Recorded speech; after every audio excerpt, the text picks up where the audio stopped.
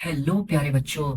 तो आज हम एक करने जा रहे हैं बहुत ही शानदार सा क्वेश्चन। इसमें आपको इतना कुछ सीखने को मिलेगा ना, एकदम out of the box thinking है इसमें। ठीक है ना। जो जे एडवांस के लिए भी जो क्वेश्चंस हम नॉर्मली करते हैं, ट्रेडिशनली जो क्वेश्चंस करते हैं, उससे काफ़ी हटके है, out of the box. But ये विद इन जे एडवांस ही हम बोलेंगे, ये ऐसे क्वेश्चन पूछ सकता है, कभी भी पूछ सकता है। ये बहुत मजा आने वाला है इसको एनालिसिस करने के बाद। ठीक है ना। तो चलो स्टेप बाय स्टेप इस क्वेश्चन को देखते हैं। ये क्वेश्चन पाथ फाइंडर का है, सेंटर ऑफ मास का, चैप्टर 4, एमसीक्यू 23-24 क्वेश्चन नंबर। ठीक है। तो इसको करने के बाद वाकई आप बोलोगे वाह सर मजा आ गया, रियली। चलो तो देखते हैं। इसमें बहुत माइन्यूट माइन्यूट बातें हैं, दो दो मेथड्स में बताऊंगा, उससे सीखोगे और फिर वो आपके रिफ्लेक्सेस में आ जाएंगे। ठीक है ना। जैसे नॉर्मली जो न्यूटन्स लॉ वगैरह का प्रॉब्लम्स हैं वो तो आपके रिफ्लेक्सेस में है, वैसा ही इस तरीके से जब हम अप्रोच लेंगे तो ये भी आपके रिफ्लेक्स में आएगा। ठीक है। तो चलो देखते हैं क्वेश्चन। तो मैं क्वेश्चन रीड आउट करता हूँ फिर प्रोसीड करूंगा। कहता है क्वेश्चंस कि ends of three light identical rods, each of length L, are connected to a light pivot that enables them to rotate in any direction. Okay, so basically these three light rods are there. इसको point O बोल देता हूँ। तो O A O B O C light rods हैं and it is free to rotate in any direction. और फिर बोलता है at the other ends of the rods three particles A B and C of mass M, 2m, 3m। M, 2m और 3m मास का particle इससे attach है, right. और ये हॉरिजॉन्टल प्लेन पे ही रखा हुआ है। Okay. Initially the rods are coplanar, rods coplanar है। Angle between any two adjacent rod is 120 degree, दिख रहा है ये 120 120 120 का है। And the particles are at rest, all these particles are at rest initially. Now, the particle C is given a velocity u perpendicular to the rod connected to it. अब इसको perpendicular direction में u velocity दे देते हैं। Suddenly इसको एक impulse दे दिए और वो impulse u velocity perpendicular to the rod दे रहा है। ठीक है ना। And in the plane of the rods as shown in the figure, ignore gravitational interaction between the particles. ठीक है, कोई force of gravity between the particles नहीं लेना है, ये सब चीजें।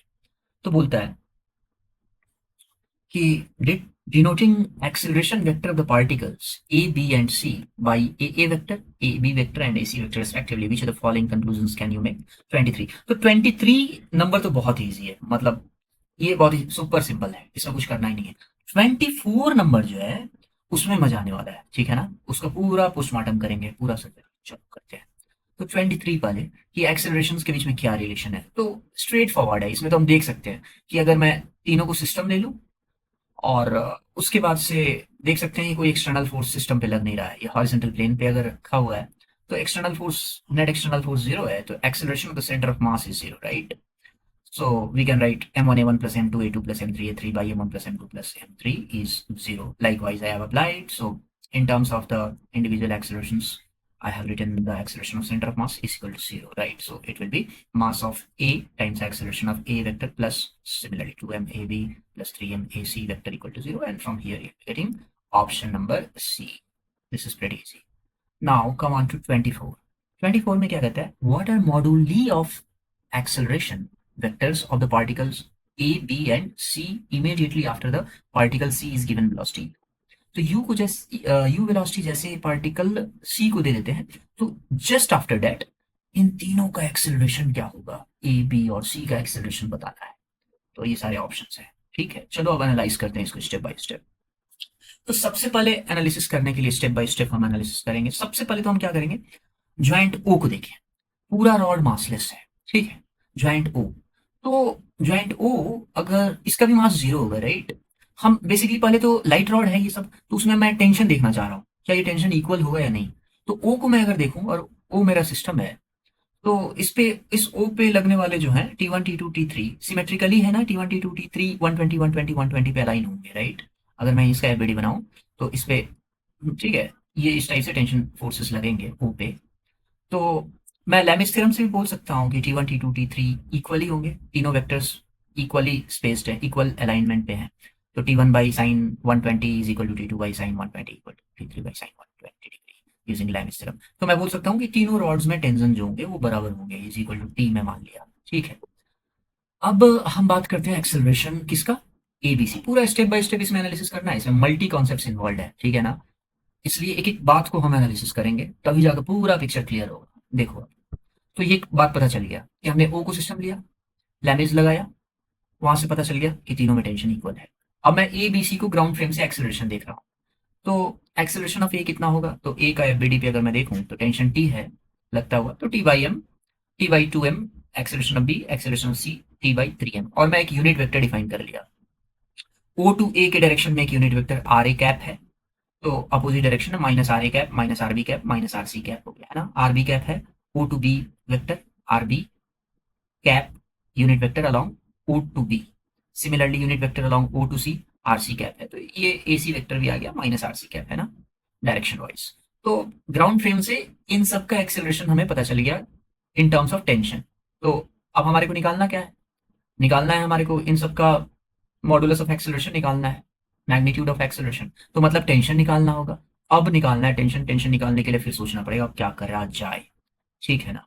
तो अब हम कुछ बातों को ध्यान में रखेंगे। यहाँ पे सबसे इंपॉर्टेंट कॉन्सेप्ट है यहाँ पे rigid body constraint for acceleration, very very important concept.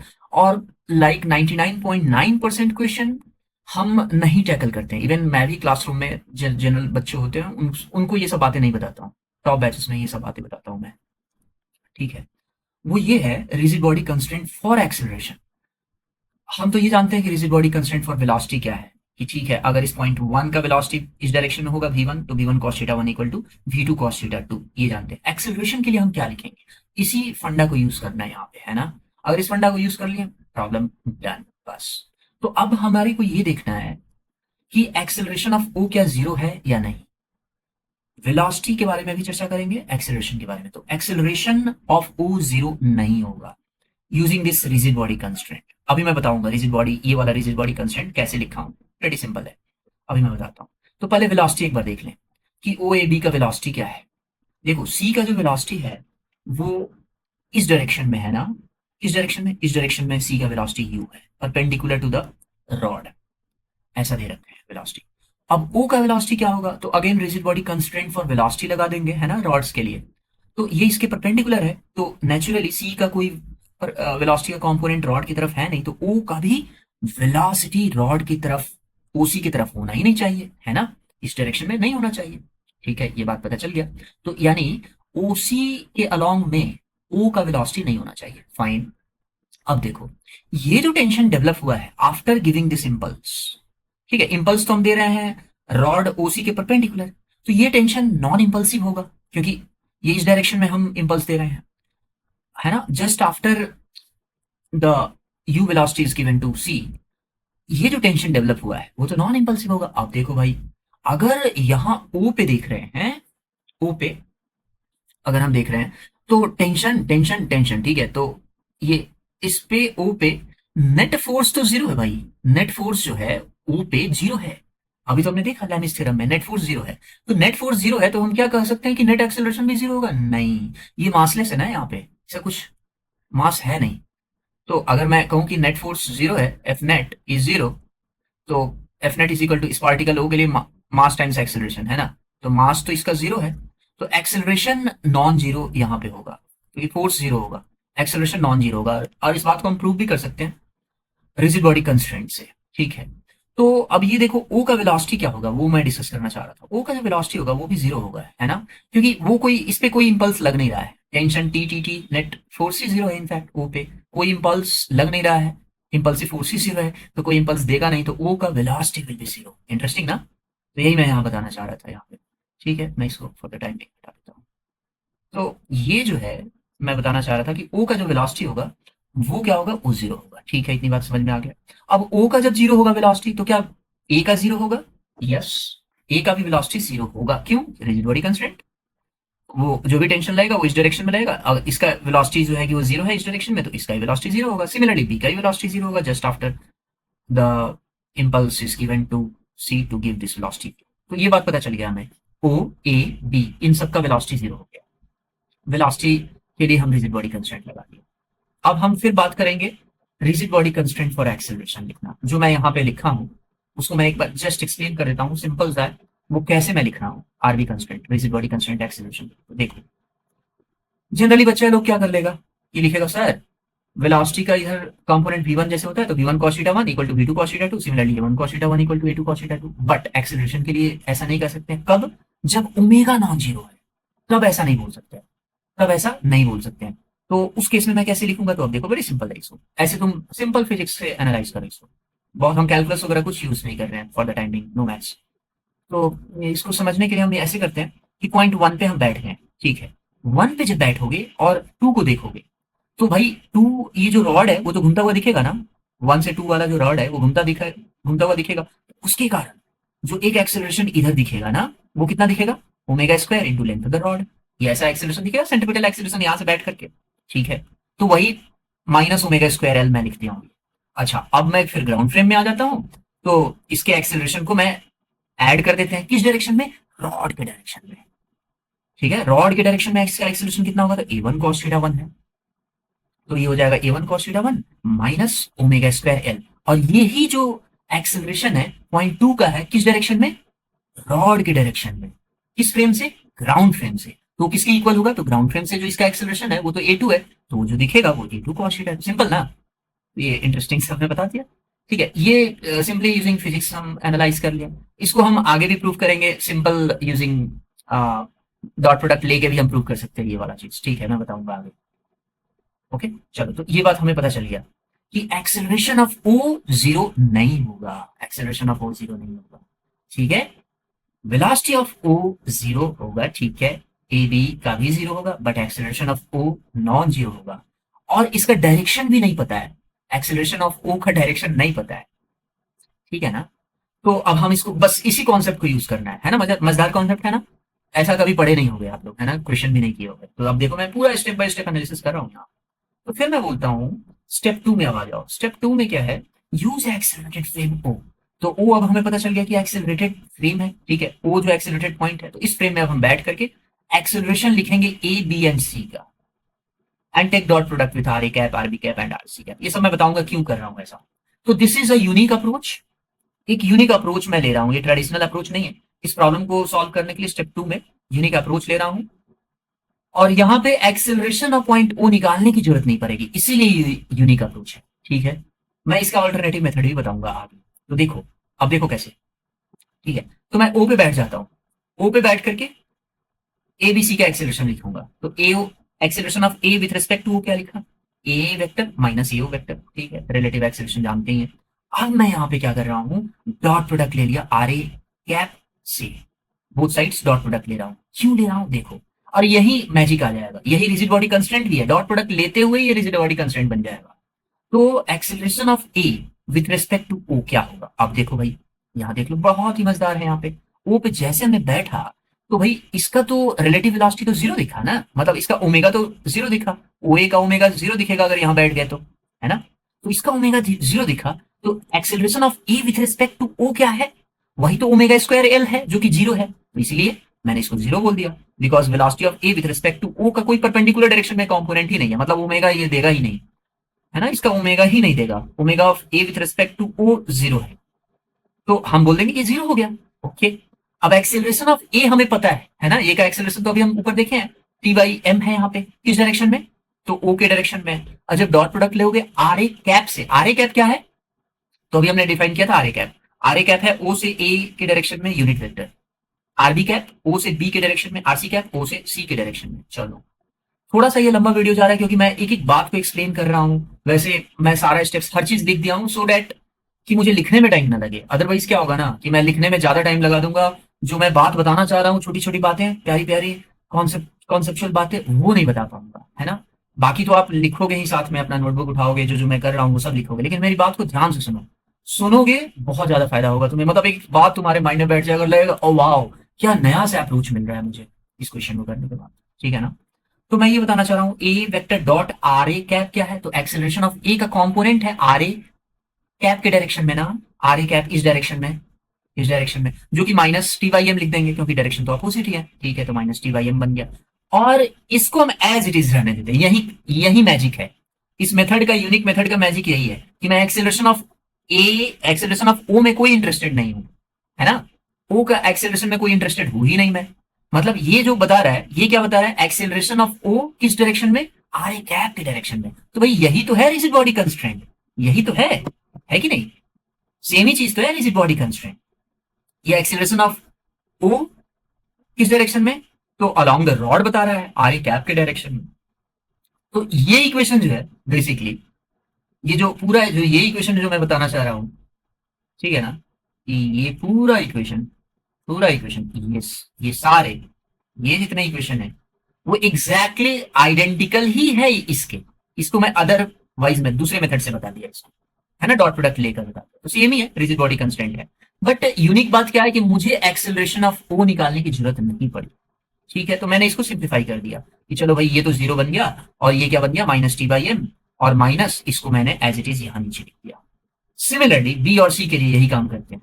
Similarly मैं वैसे ही लिख करके रिलेटिव एक्सेलरेशन लिख करके डॉट प्रोडक्ट लूंगा आरबी के साथ में, आरबी कैप। चलो तो ये जैसे मैंने किया तो ये भी सिमिलरली जीरो होगा। बी का एक्सेलरेशन कहाँ गया भाई, बी का जो एक्सेलरेशन है कहाँ बैठ करके, ओ में बैठ करके, वो जीरो दिखेगा, क्योंकि omega of B with respect to O ये भी जीरो है ना, तो ये जीरो दिखा, ठीक है।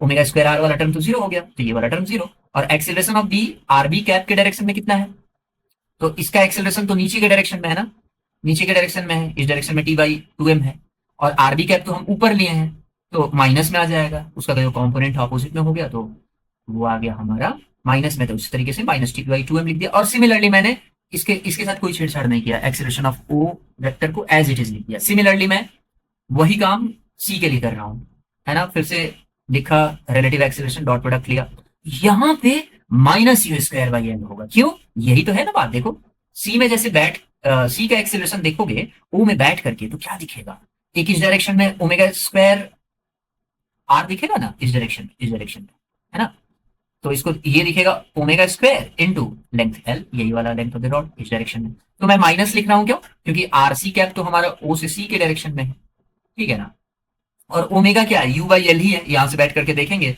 तो परपेंडिकुलर डायरेक्शन में ही है यू, रिलेटिव वेलोसिटी का परपेंडिकुलर कंपोनेंट तो यू है, तो यू बाई एल लिख दिया, तो which is nothing but U square by L आ जाएगा ये, ठीक है। तो ये जो वैल्यू है, अब मैंने सिंपली लिख दिया minus U square by L. और similarly AC vector dot RC cap कितना हो जाएगा, माइनस का टी बाई थ्री एम हो जाएगा, और इसके साथ फिर मैंने कोई छेड़छाड़ नहीं करी, ठीक है। हाँ ये बात मैंने यहाँ पे बता दी इस डायग्राम में, एसीओ डॉट आरसी कैप क्या है, तो अभी जैसे बताया ऊपर में minus U square by L, और एक्सेलरेशन ऑफ सी ऊपर के डायरेक्शन में है, T by three M opposite है, इसलिए माइनस का आ गया, ठीक है। तो कैच पॉइंट क्या है, मैं यहाँ पे क्यों नहीं निकालना चाह रहा हूँ एक्सेलरेशन ऑफ ओ, बिकॉज अगर मैं इस तीनों इक्वेशन को एडअप कर दूं ना, तो देखो इस तीनों को एडअप कर दिया मैं, तो zero plus zero minus U square by L, और इधर का वही वही रहा ना, माइनस टी बाई एम, और ये वाला माइनस टी बाई टू है, माइनस टी बाई थ्री है, और यहाँ पे माइनस एओ वेक्टर डॉट बन गया R A cap plus RB cap plus RC cap. और देखो बच्चों, तो यहां मजेदार चीज ये है कि इस तीनों वेक्टर का सम, तीनों यूनिट वेक्टर का सम जीरो हो जाएगा, है ना, क्योंकि इक्वली इंक्लाइंड है ये 120 120 120 पे, और मैग्नीट्यूड कितना है, वन यूनिट का है, तो लैमिस थ्योरम से फिर हम कर सकते हैं, या साइन रूल से भी बोल सकते हैं सेम चीज, तीनों वेक्टर का सम कितना हो जाएगा, zero. This is the interesting point. अच्छा 120 120 और 120 का नहीं रहता, किसी और एंगल पे होता तो इस तीनों का सम जीरो नहीं होता, तो वहां पे क्या होता कि एओ वेक्टर को निकालना पड़ जाता, इसलिए ये यूनिक मेथड मैंने बोला कि एक्सेलरेशन ऑफ ओ निकालने की कोई जरूरत नहीं पड़ी है ना मजेदार चीज। तो मैंने इसको कर दिया जीरो, ठीक है भाई, ये टर्म बन गया हमारा क्या, पूरा टर्म जीरो हो गया, तो ये पूरा का पूरा टर्म हमारा जीरो बन गया। अब बस हो गया, क्वेश्चन सॉल्व हो ही गया। अब इसको सिंप्लीफाई कर लिया तो टी बाई एम का वैल्यू आ गया, यहां से करके 6 यू स्क्वायर बाई 11 एल, तो बस ग्राउंड फ्रेम से एक्सेलरेशन पता चल गया, ए का कितना, तो टी बाई एम, तो वही एक्सेलरेशन अभी टी बाई टू एम, तो टी बाई एम पता है तो टी बाई टू एम, यहाँ पे 3 यू स्क्वायर बाई 11 एल आ गया। Similarly T by three M by three करेंगे तो यहाँ पे आ गया 2 U square by 11 L, hence option क्या हो जाएगा, ऑप्शन इज सी। चलो तो यानी इसका आंसर जो होगा वो सी है ना मजेदार चीज।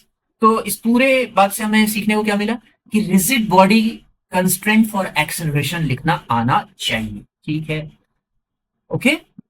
तो ये एक यूनिक मेथड है। अब ये ट्रेडिशनल मेथड मैं फिर से बताना चाह रहा हूं, यहाँ पे देखो ट्रेडिशनली हम कैसे इसको सॉल्व करते हैं, जो जनरली कोई क्लासरूम प्रॉब्लम मैं कराता हूं तो ये यूजिंग दिस ट्रेडिशनल अप्रोच कैसे करते हैं उसको भी देख लेते हैं, क्योंकि ये जो ऊपर वाला मेथड है ना वो जनरली क्लिक नहीं करेगा एग्जाम में, तो नहीं करेगा, ये वाला जो मेथड है ये ऑलवेज क्लिक करेगा, मतलब ये हमारा ऐसा लगेगा ये तुम्हारा टूल है, इसको मैं यूज कर सकता हूँ। तो ऑलवेज ट्रेडिशनल वे से जाओ, वो तो चलो एक पर्टिकुलर, इस पर्टिकुलर प्रॉब्लम के लिए मैंने ऊपर वाला स्टेप 2 में ऐसे कर लिया कि एक्सीलरेशन ऑफ ओ की जरूरत नहीं पड़ी। तो मैं तुम्हें रेकमेंड करूंगा कि इसको फॉलो करो, ठीक है। ये प्योर कॉन्सेप्ट है यहाँ पे।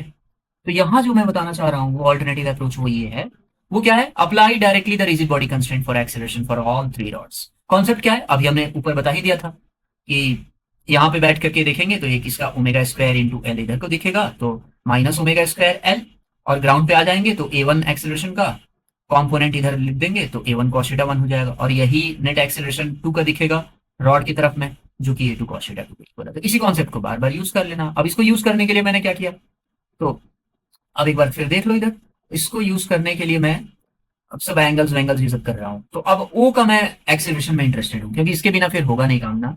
तो इसके लिए मैं क्या कर रहा हूँ, मैं एक रॉड बी के अलॉन्ग में कंपोनेंट मान ले रहा हूँ, और रॉड बी के परपेंडिकुलर एक कंपोनेंट ए एक्स मैं यहाँ पे दिखा दिया। तो ए एक्स और टी बाई टू एम का रिजल्टेंट एक्सेलरेशन ही ओ का एक्सेलरेशन है, राइट। तो अब देखो इधर, अब हमारे को ए एक्स और टी बाई टू एम निकालना रह गया, टी निकालना रह गया, ठीक है। अब इसको निकालने के लिए रॉड, तीनों रॉड को पकड़ो, तो चलो T by two M acceleration क्यों होगा डाउनवर्ड डायरेक्शन में ओ का, तो देखो यहाँ रिजिड बॉडी कंस्टेंट लगाते हैं रॉड ओबी के लिए। तो रॉड ओबी के लिए अगर हम देखेंगे तो इसका तो कोई ओमेगा नहीं है ना, ओमेगा तो इसका 0 है, ठीक है। तो इसका जो एक्सेलरेशन होगा इस डायरेक्शन में, वही एक्सेलरेशन इस डायरेक्शन में होगा एज पर दिस कॉन्सेप्ट। ये वाला टर्म तो 0 ही हो गया, तो A one cos theta 1 A two cos theta 2। इसलिए इस मैंने थोड़ा सा ट्रिकली क्या किया, ये चूज कर लिया कि एक डाउनवर्ड डायरेक्शन में इसका टी बाई टू एम है, तो इसका जो एक्सेलरेशन कंपोनेंट होगा ओ का वाई डायरेक्शन में जो कंपोनेंट डाउनवर्ड में, वो टी बाई टू एम हो जाएगा, ठीक है। और ए एक्स अपनी तरफ से एक मान लिया, एक्स निकालना है हमारे को, तो टी और एक्स दो अननोन है। अब दोनों अननोन निकालने के लिए मैं क्या करूंगा, रॉड ओ ए के अलॉन्ग में और रॉड ओ सी के अलॉन्ग में फिर से लगा दिया क्या, रिजिड बॉडी कंस्ट्रेंट। तो लगाओ इधर, ओ ए रॉड के लिए मैं फिर से लिखूं, ओ ए रॉड के लिए लिखा मैं, तो इसका ए का एक्सीलरेशन कितना है, तो टी बाई एम है, और इस ओ ए रॉड का ओमेगा कितना है, तो 0 है, ठीक है, ये 0 हो गया। तो ओ का एक्सेलरेशन रॉड की तरफ कितना हो जाएगा, तो बस कंपोनेंट्स इस ओ ए डायरेक्शन में एक्स और टी बाई टू एम का कंपोनेंट लिखना है, वही तो खाली करना है। तो एंगल वैंगल सब चीजें ध्यान से देख लो, ये एंगल हमने 60 डिग्री ये मैं पूरा निकाल के रखा हूँ, ये 30 डिग्री होगा, ये भी 30 होगा, 60 ये सब चीज देख सकते हो तुम, ठीक है।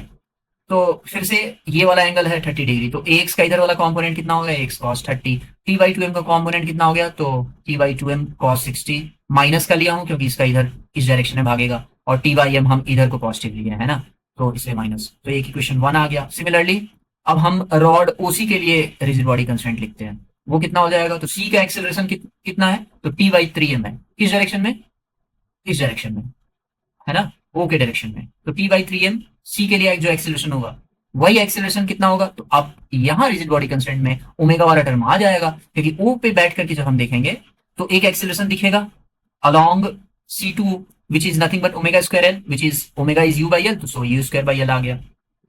और जब हम ग्राउंड पे आ जाएंगे तो इस ओ का एक्सेलरेशन को रॉड की तरफ जो था उसको हम ऐड कर देंगे, तो एक्स का बेसिकली कंपोनेंट रॉड की तरफ और टी बाई टू एम का कंपोनेंट रॉड की तरफ को ही ऐड करना है ना जब हम ग्राउंड पे आएंगे।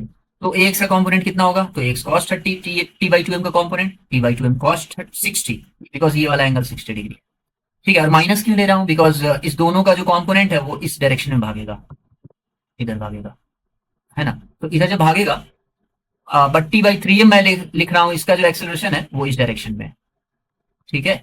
तो यानी डेट्स वाई मैंने क्या करा कि इसको यहाँ पे माइनस लिखा, बस हो तो गया। अब इस दोनों इक्वेशन को सॉल्व करना, सॉल्विंग भी इजी है, यहाँ भी एक्स कॉस 30 देख रहे हो, ये एक्स कॉस 30, तो मैंने इस दोनों इक्वेशन को सॉल्व कर लिया। बेसिकली मैंने टी बाई थ्री एम और मैंने क्या कर लिया, इसको इधर भेज दिया लेफ्ट साइड में, ये टी बाई टू एम और कॉस 60 हाफ बन गया, एक्स कॉस 60 इधर को लिख दिया, is equal to U square by L लिख दिया, और फर्स्ट इक्वेशन से एक्स कॉस 30 का वैल्यू को सब्सटीट्यूट कर लिया, तो ये वाला आ गया T by M plus T by two M into cos 60 which is 1/2, है ना। अब बस इसको सॉल्व किया तो सेम आ गया हमारा टी बाई एम। तो ये बड़ा अच्छा सा हो गया ना यहाँ पे। तो इस मेथड को जरूर से दिमाग में रखना है, कौन सा, ये जो ऑल्टरनेटिव अप्रोच है ट्रेडिशनल वन, यही कॉन्सेप्चुअल मेथड है, कॉन्सेप्ट ही हमारे माइंड में रहता है, बाकी कुछ यूनिक सा मेथड लग गया वो सब दिमाग में नहीं रहेगा हमारा, ठीक है ना। वो कभी कभी आएगा, ये मैं सॉल्व कर रहा था तो मेरे माइंड में आया 120 120 120 मुझे दिखा, तो मैंने सोचा क्या कि चलो क्या और भी मेथड है जो सॉल्व कर सकते हैं? तो मुझे बड़ा ही अच्छा सा लगा एक यूनिक सा मेथड। बट ये यूनिक मेथड जो स्टेप 2 के लिए जो ऊपर वाला बताया ना, वो यूनिक अप्रोच वो इसी प्रॉब्लम के लिए लगेगा, ठीक है, किसी और के लिए नहीं लगेगा, ठीक है ना। बट ये वाला तो जनरल अप्रोच है, ये किसी के लिए भी लगा सकते हैं। बस, तो हो गया, मजेदार था ये, बहुत कुछ सीखने को मिला इस पूरे गेम से, हमें पूरे क्वेश्चन से हमें पता क्या चला कि कैसे हमें rigid body constraint for acceleration लिखना है बच्चों। तो मजा आया होगा, ठीक है। तो मिलते हैं फिर नेक्स्ट वीडियो में और भी शानदार कॉन्सेप्ट लेकर के, अलग अलग चैप्टर्स के भी मैं कौन लाऊंगा, बढ़िया बढ़िया सवाल सा, बढ़िया एनालिसिस करेंगे। मीनवाइल आप वीडियो को लाइक कर दो, अपने दोस्तों के साथ शेयर कर दो वीडियो को, जिनको जरूरत है जे एडवांस के लिए, जो सीरियसली प्रिपेयर कर रहे हैं। फिर मिलते हैं, सिया बाय।